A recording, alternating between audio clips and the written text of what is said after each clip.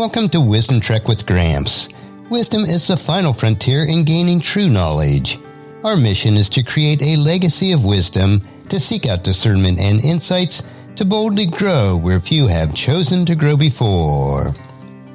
Hello, my friend. This is Gramps. Thanks for coming along on our journey to increase wisdom and create a living legacy.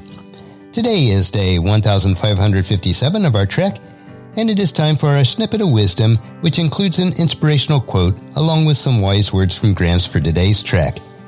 If you apply the words that you hear today over time, it will help you to become healthy, wealthy, and wise as you continue on your daily trek of life. So let's jump right in with today's nugget. Today's quote is from Robert Schoen, and it is, "Setting aside a day of rest is difficult. We are surrounded by too many things to do, too many places to go, and far too many distractions.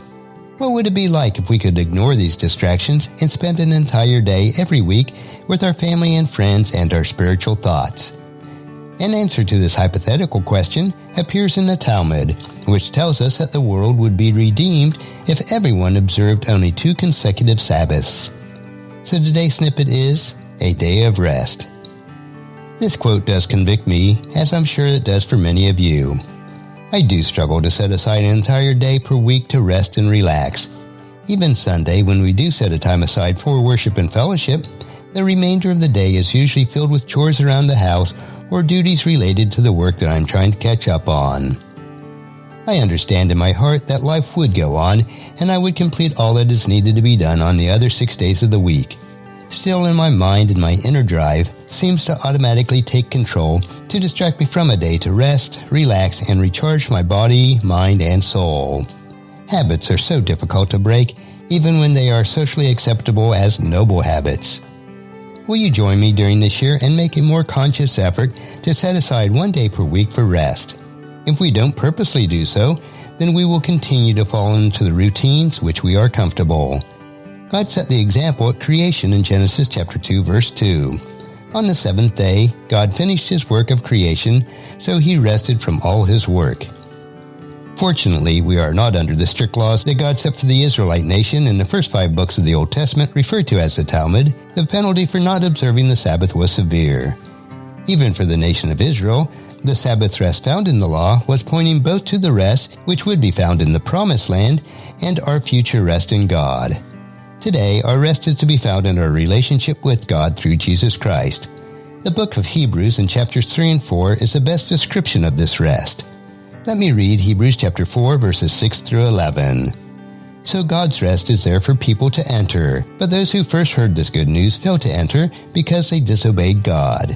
So God set another time for entering the rest, and that time is today. God announced this through David much later in the words already quoted. Today when you hear his voice, don't harden your heart. Now, if Joshua has succeeded in giving them rest, God would have not spoken about another day of rest still to come. So there is a special rest still waiting for the people of God. For all who have entered into God's rest have rested from their labors, just as God did after creating the world. So let us do our best to enter that rest. But if we disobey God, as the people of Israel did, we will fall." Until we are able to experience the full rest when we reign with God in the new Eden, let us practice that rest by setting aside 1 day to rest, relax, recharge, and reflect on God's blessing. And as you ponder this nugget of wisdom for yourself, I would ask you to please encourage your friends and family to join us and to come along with us tomorrow for another day of Wisdom Trek, creating a legacy. If you'd like to listen to any of the past 1,556 treks or read the Wisdom Journal, they are all available at wisdom-trek.com. And I encourage you to subscribe to Wisdom Trek on your favorite podcast player so that each day will be downloaded to you automatically. And thank you so much for allowing me to be your guide, your mentor, but most importantly, I am your friend as I serve you through the Wisdom Trek podcast and journal each day. And as we take this life together, let us always live abundantly, love unconditionally, listen intentionally, learn continuously, lend to others generously, lead with integrity, and leave a living legacy each day.